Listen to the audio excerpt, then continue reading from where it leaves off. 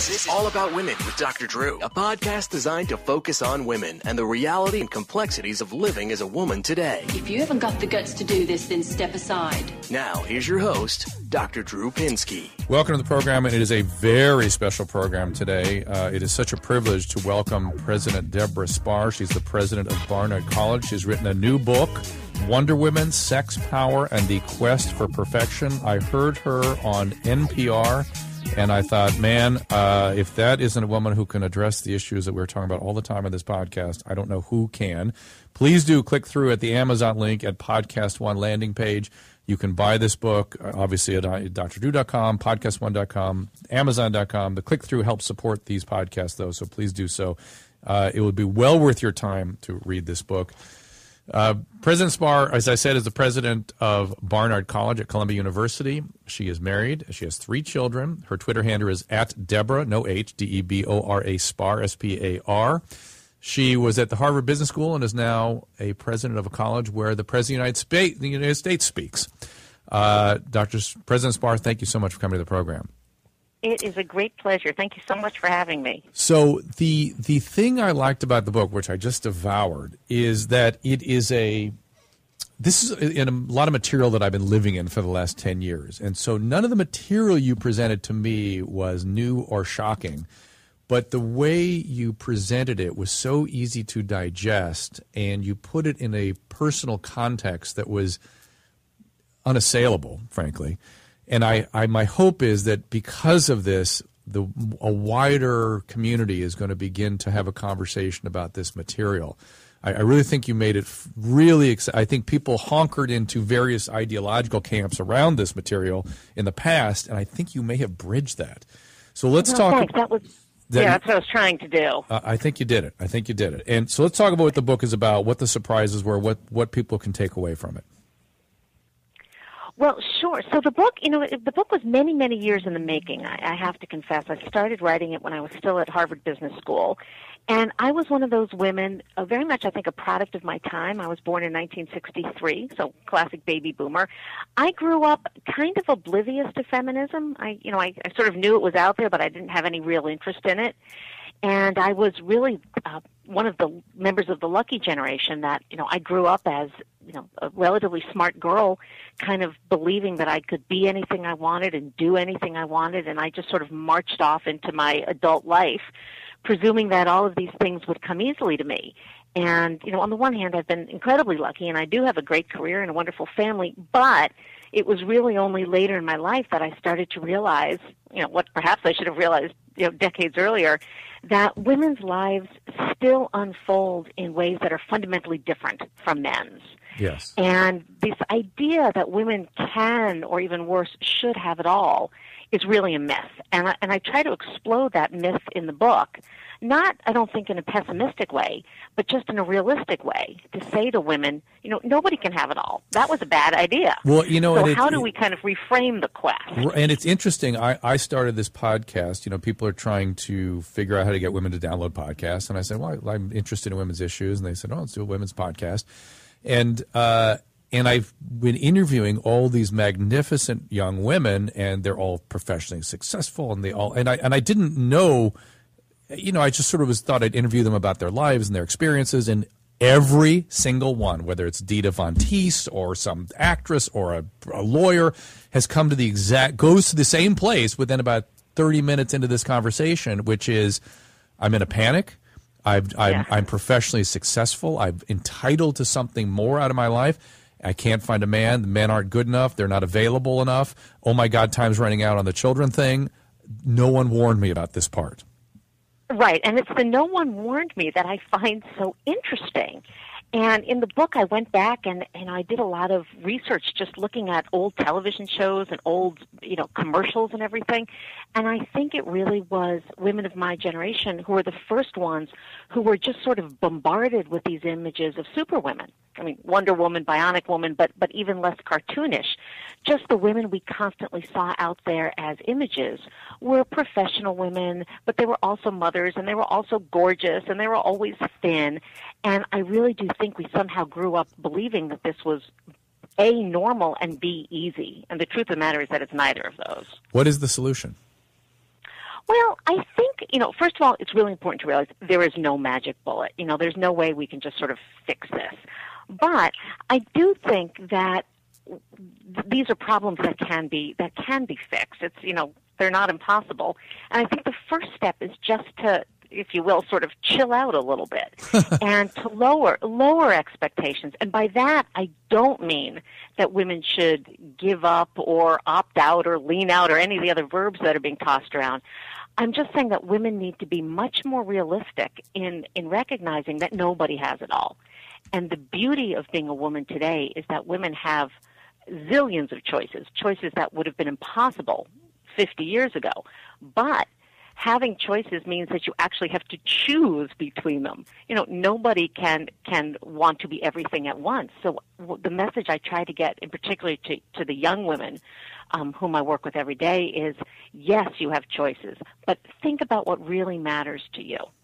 And realize that if you're passionate about one or two things, you're going to have to pull back on things 3, 4, and 5. And do you ever, let me just offer this as a polemic, do you ever get pushback because you do seem to have it all? Who are you to tell me to make choices, or how did you do it? Right. Well, I do to some extent, but I think somewhat immodestly less so from people who've actually read the whole book. Because one of the things I try to do in the book, and it was scary, to be honest, is I talk about some of the uglier moments in my own life, and I talk about some of the bad decisions I've made, and I talk about some of the painful things I've gone through. And I actually see it in part as a responsibility, because I think if women like myself who are successful and who are in positions of some prominence, if we don't share at least some of our dirty laundry, I think we're selling younger women a bill of goods.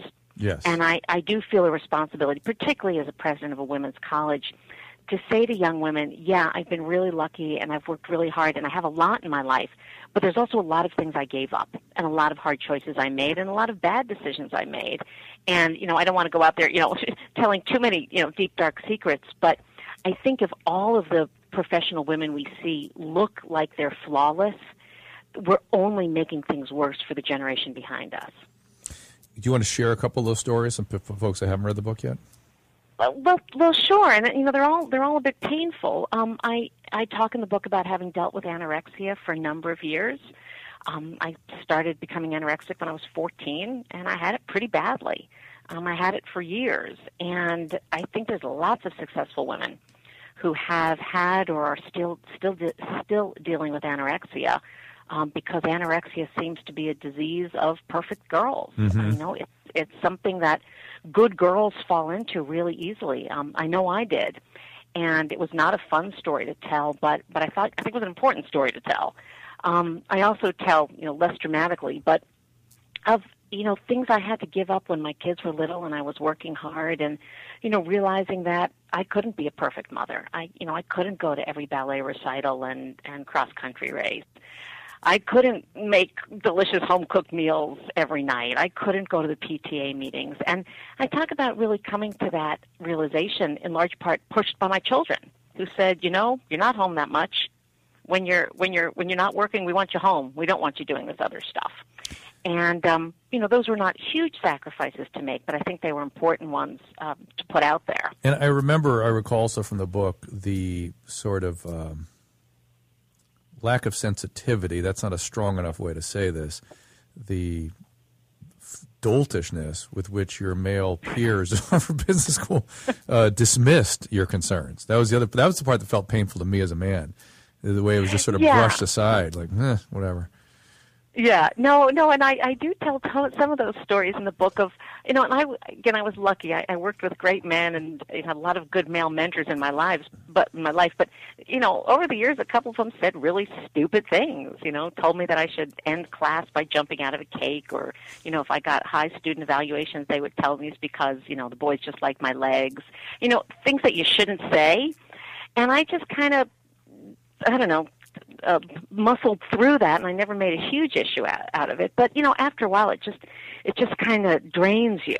Yeah, it was as does less sort of doltishly, but as does the expectation as you do begin to rise through the ranks as a woman, that you will somehow be more nurturing and that you'll be the one who takes care of everybody. That's draining too. And that gets to the idea of these, double expectations or triple expectations that women labor under, because we are expected, even in a professional context, to be really good at our job and to be sexy and attractive and nurturing. And that's a lot to ask. Well, and in addition to talking about all these sort of, I guess we'll call them sociological or I don't know, feminists considerations, I like that you also paint a realistic, or have a realistic conversation in the book about male and female motivational systems, that our biologies are different, and that women do sort of are motivated to do certain things that they shouldn't deny. Is that an accurate way of describing that? Yeah, no, it's a very accurate description, and this is an area that I'm treading in. I know. With some trepidation. I know, and as a clinician, as a biologist, it's axiomatic. It's matter of fact, and the fact that you have to speak about reality and with caution is really scary to me. I understand why. Right. I get it, but it's just real. It's just the way it is. Yeah, no, I think that's right, and I get it too. And I think when feminism was really emerging as a political movement 50 years ago, it was pretty important, I think, for those women to argue that women were just like men, that if you could get rid of the social structures that had surrounded us for millennia, that women would behave just like men. So I sort of get why they had to argue along those lines, but I think the time has come to start to pull back from that and refine it. Because, even though we're all individuals and every person's different, I think in general, women do tend to operate in the workplace slightly differently than men, for both better and worse. They have different skills, they have different weaknesses, and they certainly are the ones who have the babies, which is a part of biology that I think we ignore at our peril. Because once the babies come along, it does affect women's lives and women's working lives. It certainly doesn't mean they have to stay home and become full-time mothers.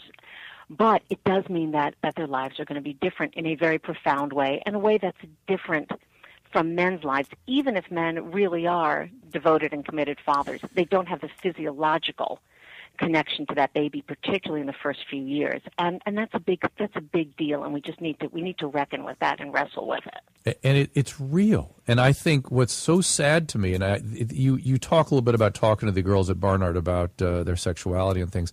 And I give presentations in colleges, I have for the last 15 years, and I see a phenomenon that is deeply disturbing. You didn't quite mine it out. I'm going to share it with you, because they got close to it in some of those evening soirees you had where you had them talk about their sexuality, which is one of the things that is fueling alcohol binge issues on college campus is this whole hookup culture and the casualness with which they deal with physical intimacy.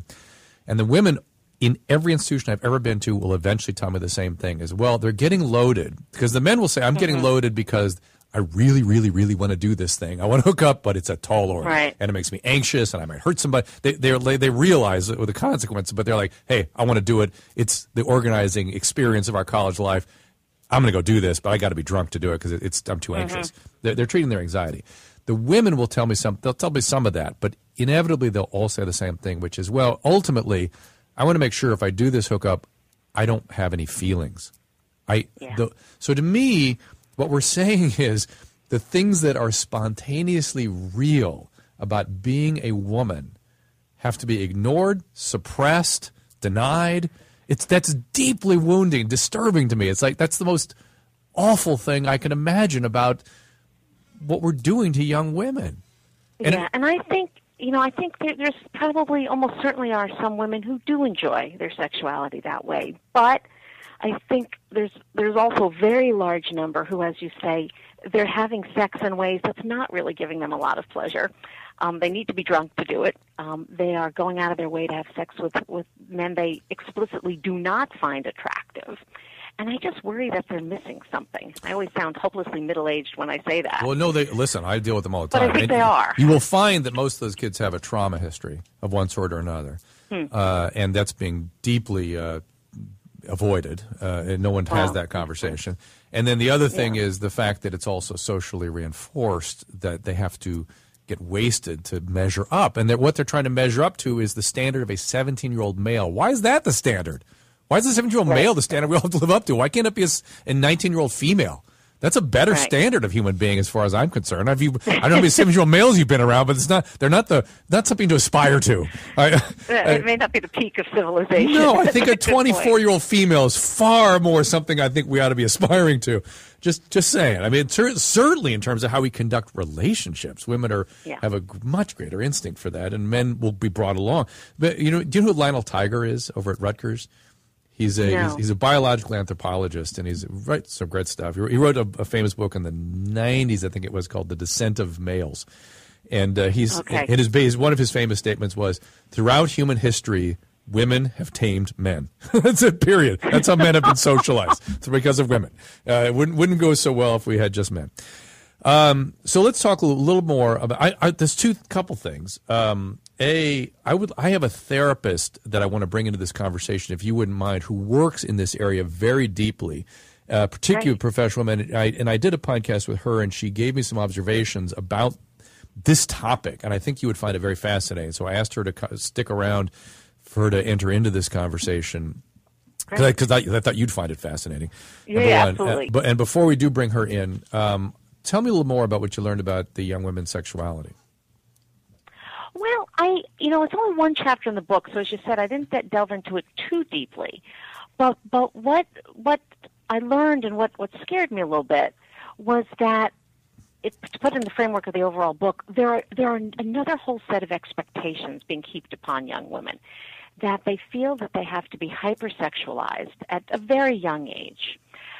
They've all been watching an awful lot of pornography, so they are learning about sex in a way that is sort of by definition unreal. Absolutely. And they're having their early sexual encounters, as I said earlier, with men that they are explicitly not attracted to because they don't want to be hurt.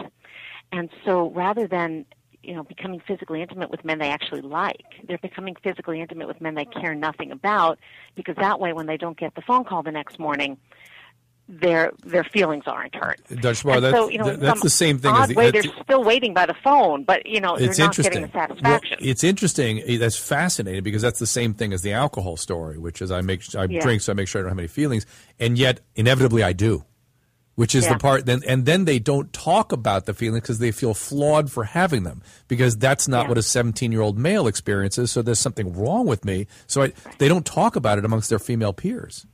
Right. And I think, the more optimistic note in this, and I haven't done this scientifically at all, but my sense is this really is sort of 17, 18, 19-year-olds. It's kind of early college. And then as they get a little bit more confident and they begin to actually understand something about their sexuality, they tend to back away from it.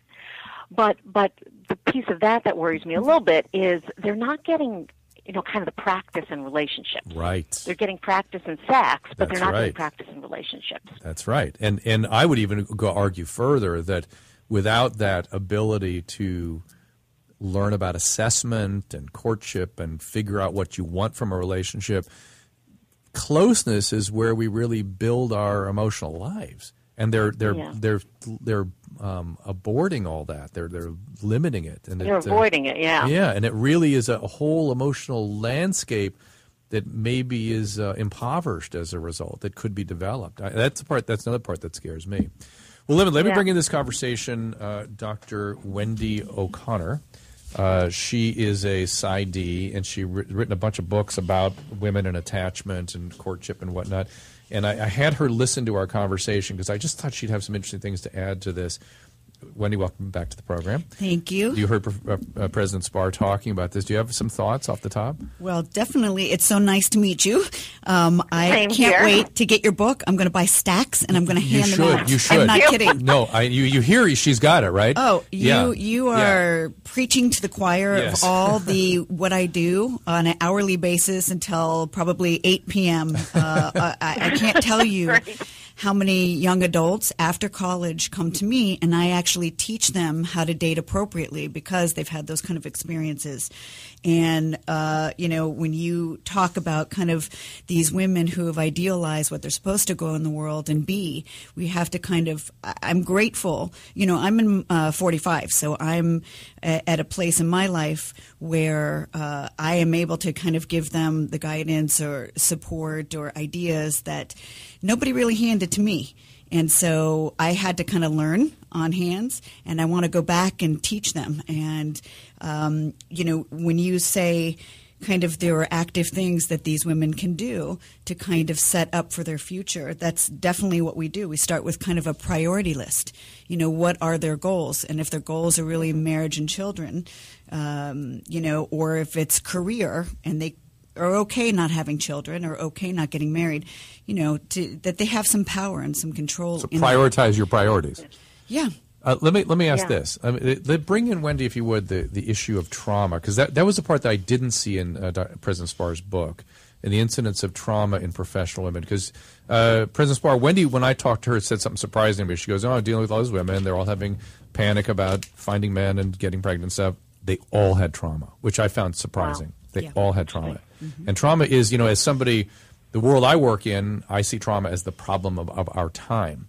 Do you think that in a highly selective institution like Barnard College, you got a big trauma population there too? Is it that common now in our society, Wendy?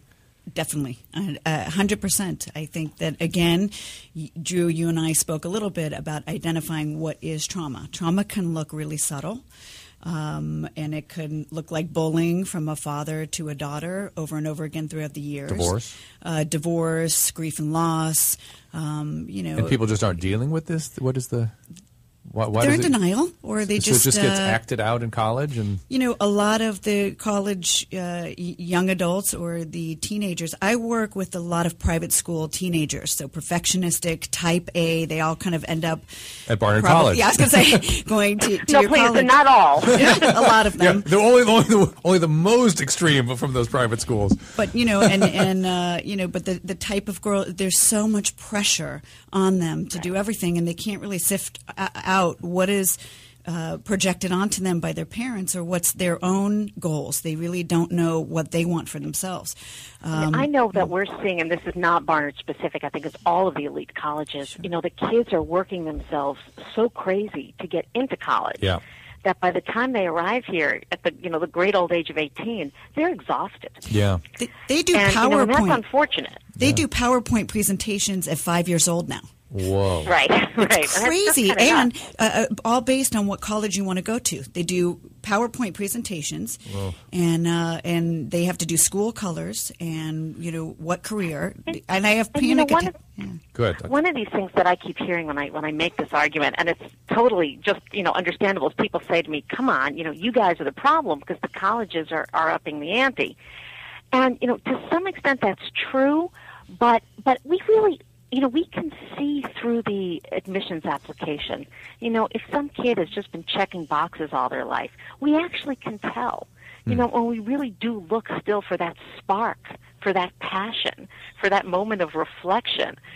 So, I wish there's some way that, we as college presidents could get the word out. Yes, you've got to work hard to get into college, but we don't want you exhausted. We don't care if you did PowerPoint presentations when you were 5. It really doesn't count. Let me pull away from this topic for a second and get back to the message that your book delivers. The pushback that you get, and Wendy, I'm going to have you follow on after President Spar answers this. What do we do about that? How do we get people? You've done this great job of bridging the conversation and framing it in a way that I think makes it mainstream and digestible.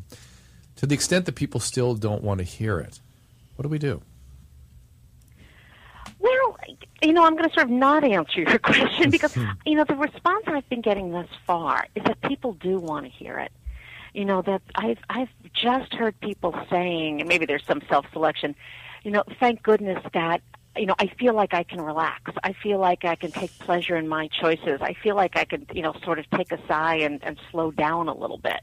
I think the time has come for these kinds of messages to get out there.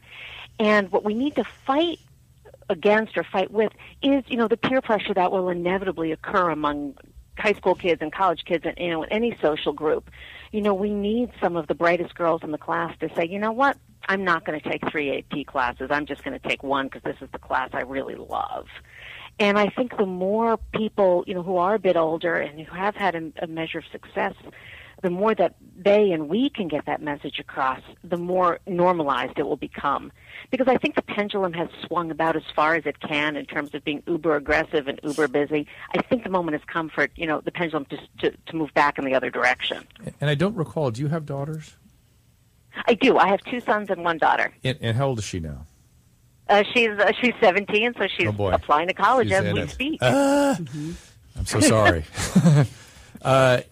It's often so hard to, we're just reduced to parent by our own kids. But let's take a hypothetical daughter, maybe not your daughter. And if you were talking to a hypothetical daughter, and given what you've learned through the experience of writing this book, what's the fundamental message that you'd like her to take away? And it's wonderful. Or my daughter has internalized this message so much that she's now constantly reading it back to me. And if she's amazing. If she sees me like worrying too much about what my dress looks like on a given day, she'll go, "Mom, didn't you just write a book about this?" So my message to her and her friends is find what you love. Work hard. Working hard is always a good idea, but don't make yourself crazy. Find what you love. It sounds so trite, but it's really true. Find what your passion is and go explore it. Then apply to the college or apply for the jobs or follow the paths that will reward that. And then how about relationships? Because, again, that's the part that surprised me, how wonderful, successful, powerful women are so freaked out on that front. Yeah, well, as I'm sure many mothers of teenage daughters, say, please, life is long if you're lucky. Find someone you love and someone who respects you, and everything else will follow. Now, don't sell yourself cheap. Dr. O'Connor has 2 populations of women in a group she's doing. Tell President Spar what you were telling me about those 2 groups, and then how what she just said is reflective of that. Yeah, definitely. I have 2 groups. I have young adult women in their 20s, early 30s, that are all having panic attacks because they feel they need to get married like yesterday. And, they don't even know what they're looking for. Well, so what they're looking at these successful women in their 30s and 40s who are now angry that they weren't told to worry more about timing of pregnancy and told more about selecting a man or working harder on that. They're freaking out about that. I'm getting that all the time. And I guess the younger women are picking up on it. Yeah, they are. And I do think, and I don't want to increase the freaking out, but I do think I wrote my last book on reproductive medicine, and I do think it's important that young women understand their fertility doesn't last forever. And even with all these advances in medical technology, God intended us to have babies young. So that's just, stick that fact away because that doesn't change so much. Right. I mean, it's something it's another reality that people should be factoring into their thinking. Yeah, doesn't mean it should drive your life, but I think young women or women make a mistake if they just somehow assume that they'll be able to drop everything at 39 and instantly get pregnant, because it just doesn't always work quite that neatly. And I think the social pressure is really important. Now, I am someone, and I'm very humanistic with my clients, so I feel like when I self-disclose, it's appropriate to the situation, and I work a lot with women. So, but I'm 45. I had never had a child. I was a preschool teacher for many years, so I loved working with kids, and I got my mommy fix that way in a very nurturing way. And then, expert with teens, and then I ended up recently to just get married, and I have a stepson who's 12. So it all worked out for me, and I'm blessed. But I had a lot of pressure. Don't you want to have a kid? But don't you want to? And I never had, I felt like if it happened, great, and if it didn't happen, that was okay too. But I definitely have the 20-year-olds are freaking out. And, in the therapy world, there are some therapists who just say, whatever happens in the therapy session is fine. Let it happen organically and don't be so active. But for me, when I have, panic attack girls and they're dying to get married and pregnant, we do have to kind of talk about it. We have to talk about, the timeline and your eggs and a backup plan. Yeah. If you're coming to me and you're saying that's one of your goals, and that's fine, but that's why we prioritize. If you want to be a career woman and you're okay adopting, or you're okay, not having the other things on the certain timeline, then that's important. And I think, again, there's many, many different ways to become a parent or to nurture. And one of the nicest things I discovered when I was writing my last book was, I interviewed women who'd been through hell. They'd had 50 miscarriages and 3 failed IVFs, all kinds of horrible things. And yet, when they wound up with a child through whatever means, whether it was adoption, stepchildren, just having other children in their lives, they always felt like this was exactly the child that was meant for me. Oh, definitely. So I don't think there's any one way to parent. That is an important message, I think. Attachment. That's a very powerful message. I don't think I've heard that quite articulated quite that way. What is the name of the other book, Dr. President Spar? It's called The Baby Business. The Baby Business. And you've been very, very kind with your time with us. I'm feeling guilty. I'm the president of a college, tying her up for 40 minutes. So let me let you go. I'll go back to my day job now. I will let you go. But are you working on anything going forward? I think we look besides. I'll pump the hell out of the present book. But is there another one coming? I can't wait for it. Well, no. I have discovered that when I finish a book, I go into a sort of a period of postpartum depression. Fair enough. And I just have to wait till the next one comes along. Be careful. I'll keep you posted. Make but sure nothing right now. Make sure it doesn't slip into a psychosis. That wouldn't be very pretty. I'll try not to. All right, President Spar, thank you you so much for joining us. It is such a privilege, and I feel deeply honored you spent some time with us. Thank you again. It was a pleasure. Thank you. Thank you. Bye-bye. So, Wendy, what I'm going to do is take a break, and I'm going to have you hang around for a couple more minutes, put a little coda on this conversation. Before I go to break, I want to remind everyone about our friends at Lumosity.com. And, of course, I'm on board with anything that helps you make a positive change in your life, and that is why I'm happy to talk about our friends at Lumosity.com. They not only may help you, they'll help keep a little wind in the sails of Podcast One and the Corolla Network. These are online games based on the science of neuroplasticity, designed to help improve your brain's performance, and it's customized, so you actually sign up to meet the specific goals that you have. Become sharper, more focused in meetings. Again, these are cognitive changes, not so much kind of emotional and attachment issues we've been talking about today. I've been playing these games for a while now. I particularly tend to play the memory matrix before I get started on tasks where I need to focus. It helps me develop some focus. I, like 40 million other people, playing these games. It's easy to get started with Lumosity. The games are fun. You can play anywhere from your computer, iPad, iPhone, with the Lumosity app, of course. And the games only take a few minutes a day. And the Lumosity app will remind you on your phone it's time to do your game. So, and they'll give you feedback on your computer and on your phone about the progress you're making. Go to Lumosity.com, click the Start Training button to create your own program, then start playing your first game.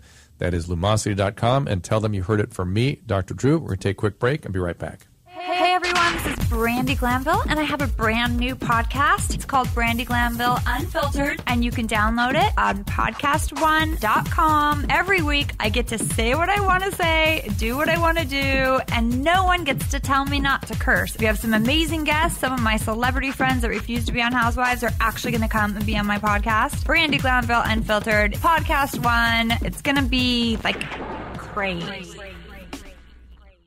Hey everybody, just wanted to let you know again that my second episode of Kathy Lee & Company is running right now and available on podcastone.com. Here's Kris Jenner to say why she came on with her old friend. Well, because you made me. Actually, because I love you and because I want to be there to support you. Back at you, Missy. Love you. Love you too. Join us on Kathy Lee & Company, podcastone.com. Shine, baby. Available now at podcastone.com. That's podcastone.com.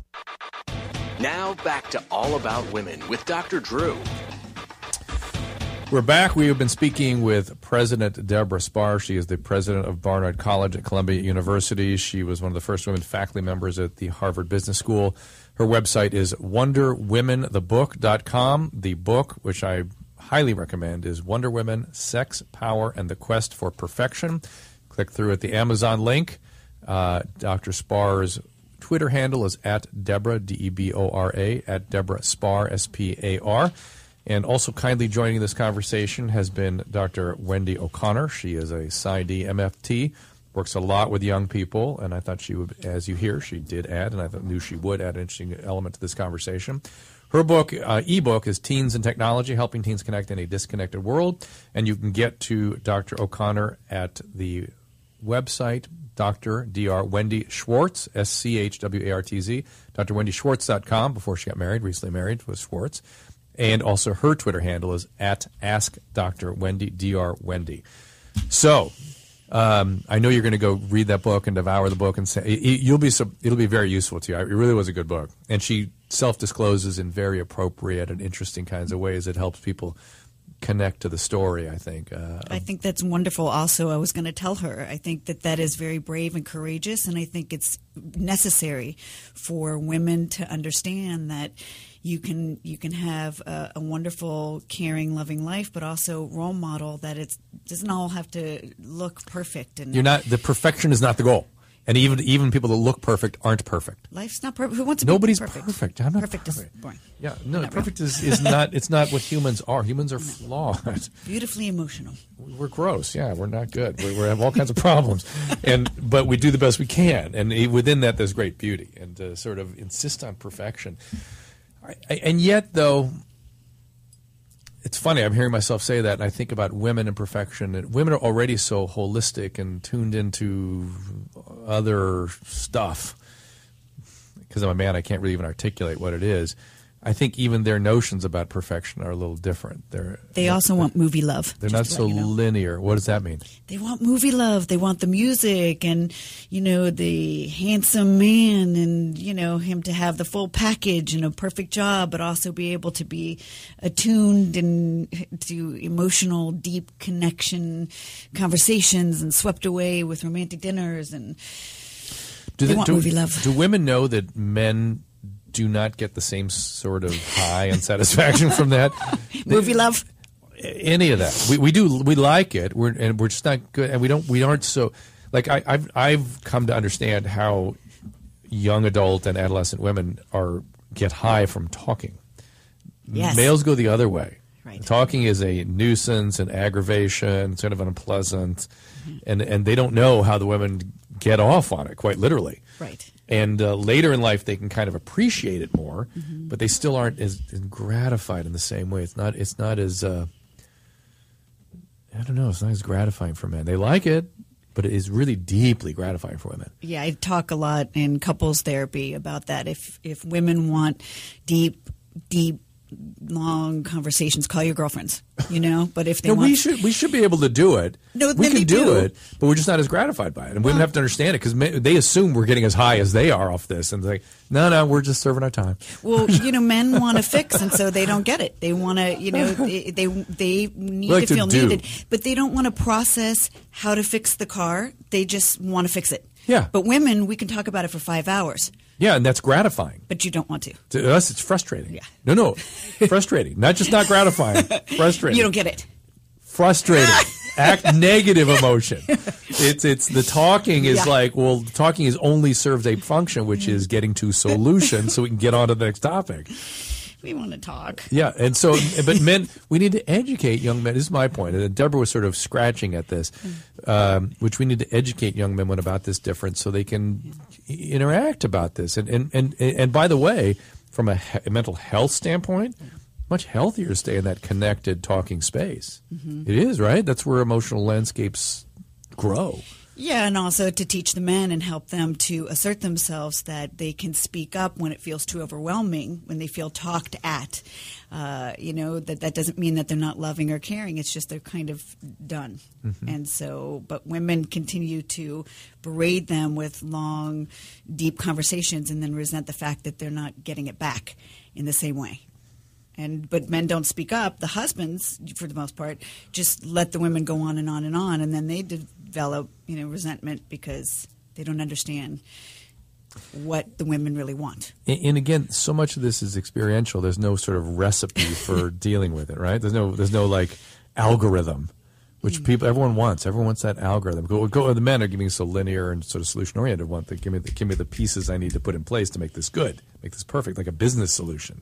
And it's not building a bridge, and it's not building a business. And it's not supposed to be perfect, but it's important that everybody speaks up when something's going on, whether someone's getting irritated or annoyed or someone's not getting the love they need or, someone wants the other partner to assert themselves in a different way.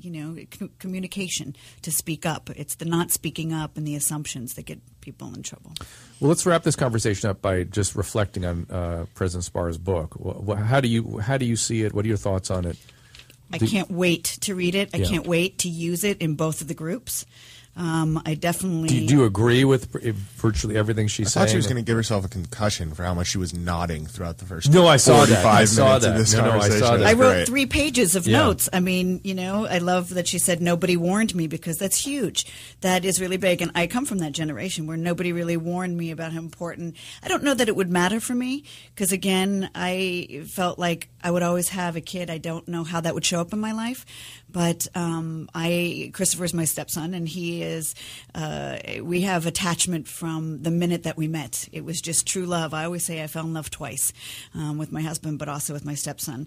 And it was just a natural kind of knowing, a profound, deep, loving connection. But I couldn't write enough notes, and it really is. Is it stuff you've thought about in terms of the feminism and the social context and all this business that she was getting into in great detail? Yeah. I mean, and it's about being active versus passive, and the choice, and, prioritizing what really matters. I love that she was self-disclosing. She talked about, idealizing what the reality is. About the idealized, that we're supposed to be everything from sexy, smart, watch your weight, crank out some babies, and also be up and running, with a full career. So the pressure. And also, the last thing I just want to say, because this was really wonderful, is the father's impact when the babies start coming. And I do a lot of work with husbands and fathers, and there's this whole kind of backstory of heartache that goes on for fathers that feel bumped when the babies come, or even when the moms get pregnant. Yeah. And the husbands just tend to kind of quietly go away. And I pull them back in and say, wait a minute, you're so needed from the moment, of conception. You need to be there. Well, that's what we have to be very, very careful about this. We do tend to bash men and marginalize men and stuff. And we have to be very, very careful about that. There's a whole heartbreaking story about men that feel their ego and their pride to just be quiet and feel like that's what they should do, is just go and work. And then they kind of neglect themselves. They kind of kick themselves out of the family, and we need to bring them back. Gary, it might be interesting at some point if we could organize like a little panel of men. Maybe even, would any of the husbands that have been in your groups be willing to do this? And talk about the male experience in all this. Sure. Because I think women would be interested in that. I'd be interested in that. Yeah. And right? Gary's nodding yes. Okay, here's what we're going to do. We're going to wrap up the show.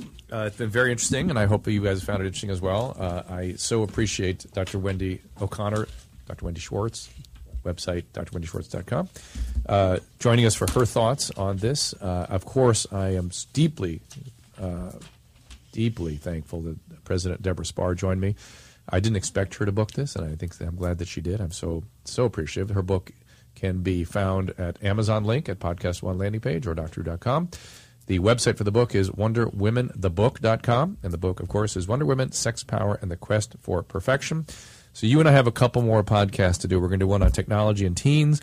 We're going to maybe bring a group of men in here and negotiate something, and I'm sure we'll think of more things as we go along. Great. So thank you so much for listening. We'll see you next time. Thanks for listening to All About Women with Dr. Drew, a PodcastOne.com presentation. All About Women with Dr. Drew is produced by Gary Smith. Be here next week for a brand new episode.